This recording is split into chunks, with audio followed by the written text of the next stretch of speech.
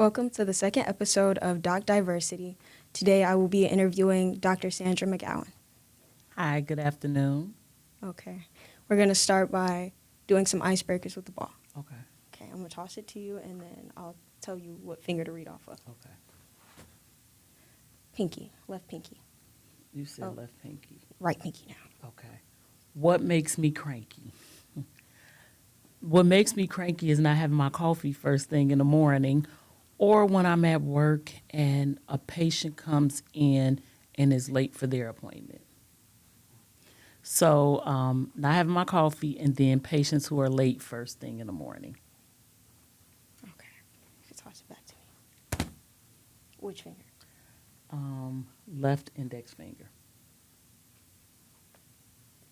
My childhood dream. Really to become a doctor, but more seriously is just being successful, because I've watched my family struggle for so long and I don't want to have to work so hard to make a living or work 2 or 3 jobs or working a job that I don't like. I want to do something that I'm passionate about and live a life that I'm proud to live when I look back on it.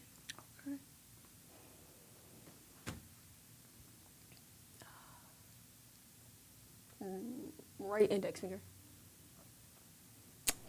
My smartest decision. The smartest decision I think that I've made is going to medical school and following my dreams of becoming a physician and helping people in my community.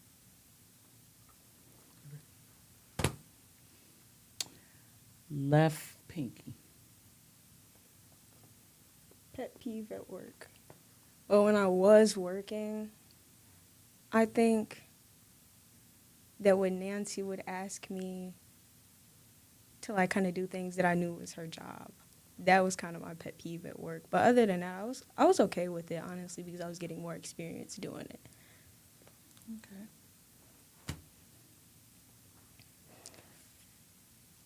Ring finger. Which hand? Left. Left. So, best coach or teacher? That's kind of a hard one. So I wasn't athletic, so I don't really have a coach. But I would say my best teacher was my 6th grade, I think she was 6th grade science teacher. Her name was Miss Hedden. And I think she's the one who helped develop my love for science, and which I think helped foster my love for medicine. Right pinky finger. My most creative contribution. That's a good question. I guess I'll talk about family. My family, they were raised in like a very strict household and like do what I say type thing. And I think just me coming from a different generation and watching how different people interact with different people, and especially family members, and what's healthy and stuff like that, I think I've really, especially with my grandmother, changed how we interact with each other and how we understand each other. I think that's probably my most creative contribution to my family. Okay. We're going to start on some questions. Okay. Okay. Can you please give a brief overview of how you got to where you are today? Okay, so my name is Dr. Sandra McGowan, and I'm a family practice doctor in Flossmoor, Illinois. I was born and raised in Chicago, went to Chicago Public Schools, graduated from Lindblom High School, went to Bradley University for college, took a few years off between college and medical school, got a bachelor's of science in biology, then went to University of Illinois College of Medicine. And there is where I went to medical school thinking I was going to be a pediatrician. But after starting medical school and seeing adult patients, I realized that I love seeing everybody and didn't want to limit myself. So kind of how I ended up being a family practice doctor. I don't know if that answered your question or you want me to go more in depth. You could add what you want to add. So how did I get to where I am today? I'm on my own practice, and I think I ended up there because I worked and found that working for someone else, I was putting in a lot of work and not being able to have control over my own schedule and taking time away from my family. So I decided to start my own practice, which I think was helpful because it gives me flexibility. It gives me time to spend with my patients, but also have time to spend with my family, have time to have flexibility to change my schedule when I want to spend with my family, or even for doing things like this. Like today, because I work for myself, I was able to say I'm stop seeing patients at 12:30 so that I can come do this. So I think that's how I ended up where I am now, is just wanting to have more flexibility and more time to do things outside of just being a doctor. Thank you. I like that answer. Okay. Did you enjoy your time at University of Illinois College of Medicine?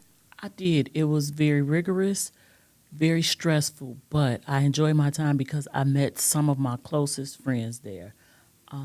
Some of the people who I studied with and met there are my closest friends today. I mean, we traveled together. We talk in a group text pretty much every day. So I think I enjoyed my time because of the relationships I made. I learned a lot. It was very difficult, but it taught me perseverance. But more importantly, I made some lifelong connections that have blessed my life tremendously. Thank you. How did you choose that specific medical school? Oddly enough, because it was on the only place I think I got an acceptance to. But being from Chicago, I knew I wanted to stay home or as close to home as possible. So it was, perfect because it was still at home. I got accepted. And it's one of the best medical schools in the city, probably even in the country. And it's in an underserved area, and I knew as a physician I wanted to practice medicine in an underserved area. So I wanted to train somewhere that was going to see people that look like the people I wanted to take care of and people who look like me. Yeah. Okay. Thank you. What made you realize that you wanted to become a doctor? One, I liked science. Two, I like helping people. And three, probably most importantly, I had a bad experience as a teenager with a doctor, and I wanted to be different from the way that person treated me. So I went into medicine because I wanted to have young women or young people, period, see somebody who was going to listen to them and not draw conclusions about them based on age, sex, ethnicity. So I think it was more so because I wanted to treat people the way I wanted to be treated. I wanted people to see somebody that looks like them when they go to the doctor to be treated. Okay. I think you do a good job of that when I come to shadow you. Thank you.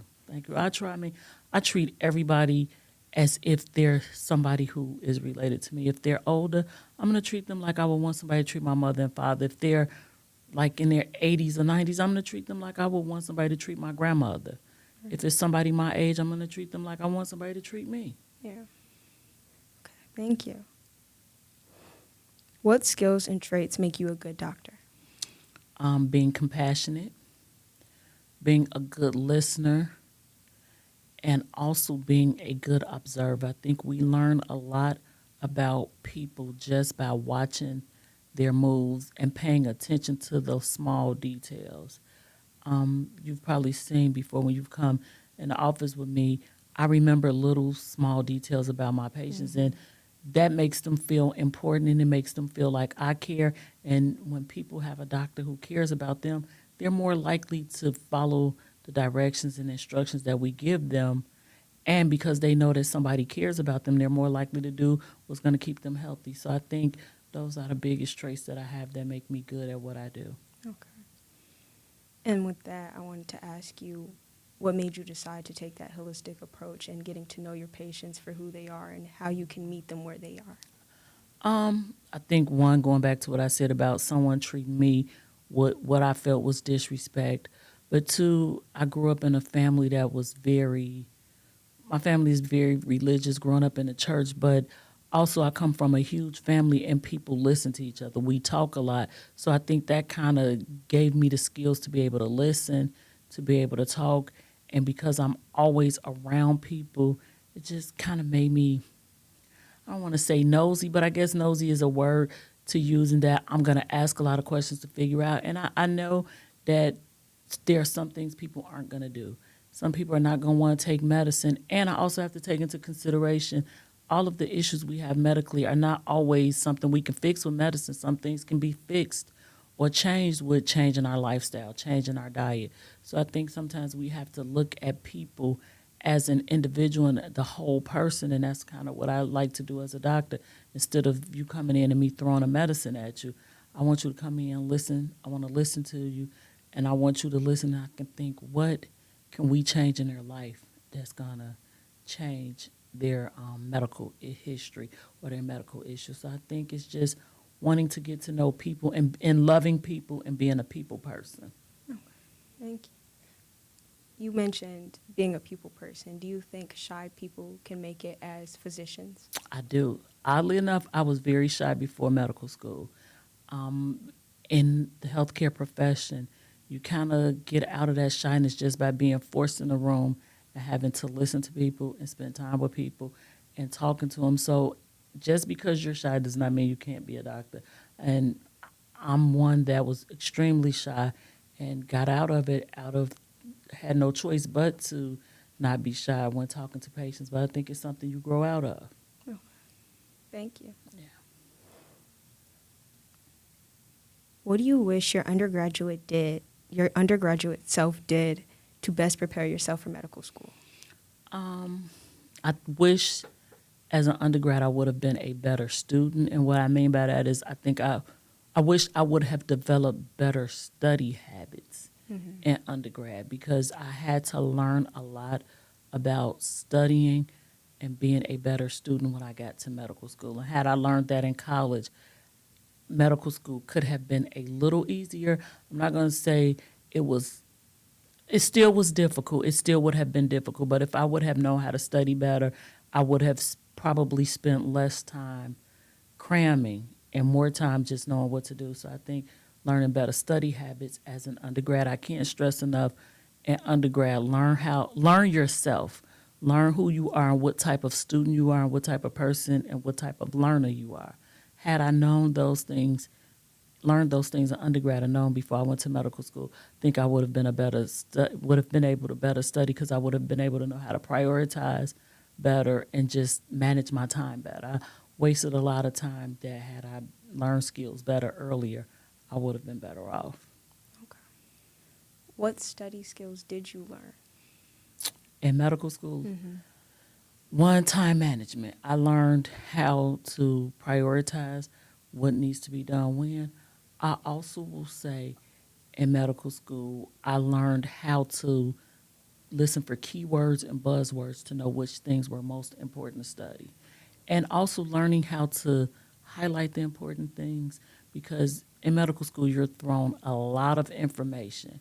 And there's no way humanly possible for you to learn everything word for word. So you have to learn what's important and what's not as important, or what's important that you need to know right off versus what's important and you can go find a book or go search and get the information for. So really being able to decipher the most important things, learning the forest for the trees, so to speak, learning the big picture and what's important, and just being able to manage your time better. Okay. Thank you. In medical school, there's a lot of time in the classroom, but you also have to study a lot outside of the classroom. So learning, okay, this class might not be the right one for me to be in because the teacher is just reading off of a syllabus. I can read myself, but this teacher is very interactive and gives you information outside of a book. So I'm going to go to his class because he's going to teach me practical things. Right. Okay. Thank you. What was the day that made you reconsider if being a doctor was for you? That's a really good question. I mean, there's a lot of days that make me reconsider it. If I go back in medical school, there were times when I didn't do as well on a test, or maybe I failed a test once, and that made me think, is this what I'm supposed to do? And I questioned it. And, I went back and took the test, and thankfully I passed it, so I'm where I am now because of that. But I think when I failed a test, that made me reconsider it. I think when I lost my first patient as a resident, that made me reconsider it because it was hard. It was a patient who I had taken care of in my clinic. She had been admitted to the hospital. I knew her family, her daughter, her grandson, and having to tell them that she had passed. Well, before I had to tell them, I was like, maybe this is something I shouldn't have done. But after I told the family, my whole mindset changed because I realized they were happy that their mom had somebody like me taking care of them. They were happy with the way I told them what happened. They were happy that I just sat there and listened. So that was one of those situations where in the beginning I wished I would have not been in medicine, but then as that day went on and it was over, I was glad, if that makes sense. So I think as a doctor, you always question your decision, especially when you quote unquote do something that you think is wrong or you don't get the best outcome. But then we also have to remember that some people are going to die. We're not going to be able to save everybody. And it's in those times when I didn't save somebody or that I learned the biggest lessons, and just the interaction with the person and their family afterwards comforted me and letting me know that I did the right thing and medicine is what I'm supposed to do. So I think I answered your question in a kind of a roundabout way, but I like it. Okay, family medicine. And I watched a video where you talked about how you chose family medicine because you like a little bit of everything. Can you expand on that? So as a medical student at the U of I, in your first year of medical school, you do this rotation where you are actually assigned to a doctor's office. You have to go to that doctor's office like 8 times during the semester or the school year and shadow them. Like I said, I thought I wanted to be a pediatrician, but then when I saw adults, I realized I liked adults. Then during medical school, in your third year of medical school, you do rotations in every major area of medicine. And I liked almost everything except for surgery. And I liked some parts of surgery. So family medicine is the area where I could see kids, adults. I can see women and do gynae care. In my previous job before now, 2 jobs ago, I used to deliver babies. And you can do minor surgical procedures. So I got a chance to do everything, which I like. So that's kind of how I ended up in family medicine. Had I been a pediatrician, maybe I could do procedures, but I would only see people up to age 18. If I did internal medicine, I would only see people from 18 to death, but I wanted to see everybody. So that's kind of how it came around. And generally, family medicine doctors spend more time with people. They get to learn the person. And I think that's something I like to do, getting to know your patient's children, their grandchildren, what type of work they do. I've been to graduation parties, anniversary parties, funerals, weddings, baby showers from my patients because I kind of become like part of the family for them. The biggest thing is I take care of generations. I had one family who I took care of, the 95-year-old mother, her 70-year-old daughter, the daughter's 40-year-old daughter, and then the daughter's 16-year-old. So I took care of 4 generations of one family, and I like that, Yeah. Okay. You really get to see how everything comes together and how their family works. You get to see a lot of the family dynamics, and that surprisingly helps a lot in taking care of people. This is a family where I took care of all the generations. I've been to their house for family gatherings and parties. And I'm like, okay, so that's why their blood sugars are high, because this is what they're eating. Eating, you get to know so much about people. And I'm like, okay, so I can give her all the medicine in the world for diabetes, but if she's still drinking pop all the time, it's not going to really help. So let me change my approach on how I treat her. So I think that's kind of the good thing about taking care of generations, is because you learn about everybody, and it tells you just a lot about who that person, you learn a lot about that one person from the whole family. Yeah. Okay. Thank you. I think it's interesting that you get to see the habits like in person versus just somebody telling you, because somebody won't tell you the real until you really get to see them in action. That's true, but I get a lot of patients who tell me the real just because they feel like they can relate to me. I've been told by patients that, Dr. McGowan, you're relatable. And one time I said, well, what do you mean by that? It was like, sometimes when I'm talking to you, I feel like I'm talking to my friend. Yeah. And that says a lot, because that means they trust me. And I remember I had a patient once who told me, He was like, I'm not going to lie to you because you're going to save my life one day. Yes, I'm a heroin addict. I mean, he told me everything he did. He said, I can't lie to you because you're going to save my life. And what am I hiding something from you? And at the time, I was just like, did this man just tell me this? But then I was like, I'm glad he felt comfortable because that helped me a lot because I was like, well, explains why he having this, and that going on. So I don't take it lightly that people trust me and that people tell me things. Yeah. I think that's good that you have that type of rapport with patients because I Yeah. know a lot of doctors that I go to, I wouldn't tell them Yeah. a lot of stuff like that, or just being comfortable enough to come in there with a problem that I might not want to share with a trusted adult and Yeah. things like that. I think that's good. I get a lot of that, even with teenagers. I had a teenager once who was like 15 or 16 and thought she was pregnant. She couldn't tell her parents, but she called me and told me, and she wasn't pregnant, thank God. But I helped her figure out a solution, and I even sat down when she was ready to talk to her parents. I sat down with her when she told her mom. So, Yeah, that's good. That's great. yeah, I think we need more physicians like that. yeah, we definitely do. We need physicians who look like the population that they're taking care of because people, unfortunately, people feel more comfortable, or fortunately, maybe people feel more comfortable with people who look like them. Yeah. Yeah, I noticed that when I come shadow you that your clinic is mostly African American patients. Yeah.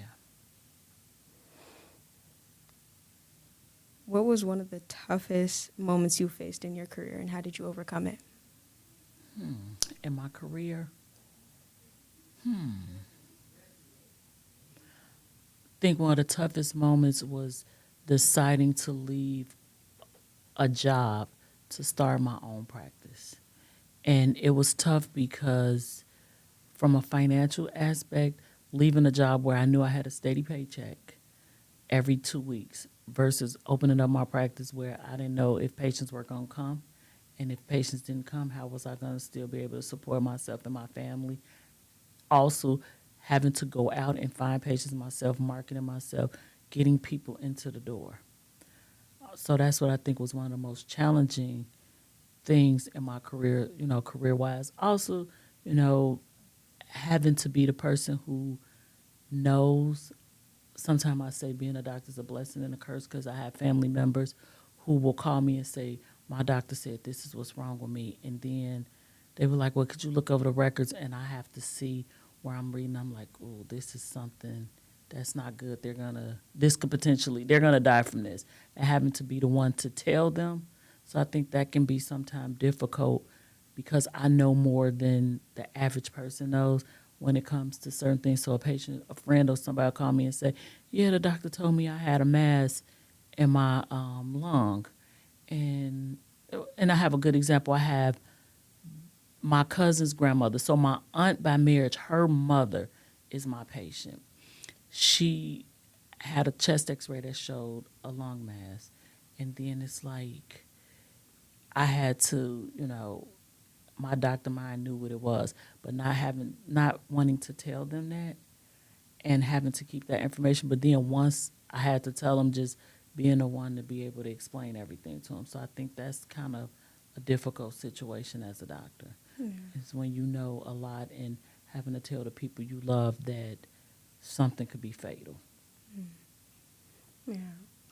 How do you cope with or stray away from diagnosing your own family? So in the beginning, I would tell my family, I'm not going to be your doctor. I'll refer you to a friend who I trust. Mm-hmm. So that's the way, even though I still got a few family members that do want me to be their doctor and they not going to go see anybody else. And those people, I tell them we might have to have some serious conversations one day and I might have to tell you something that you may not want to hear, but a lot of times they're like, well, I trust you and I would rather hear it from you than someone else.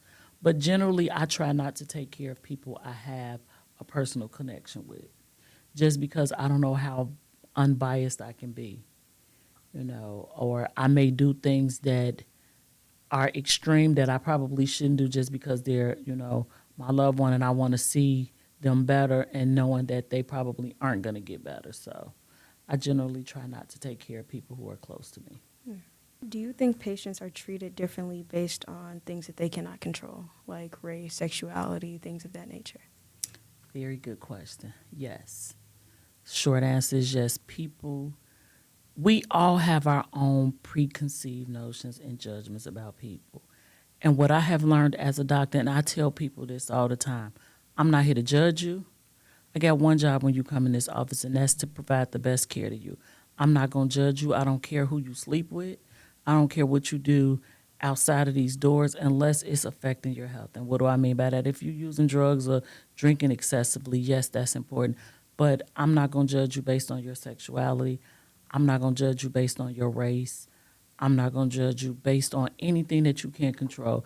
Whether you're black or white, I'm going to treat you the same when you walk in my office. But there are a lot of doctors out there who treat people based on their own views.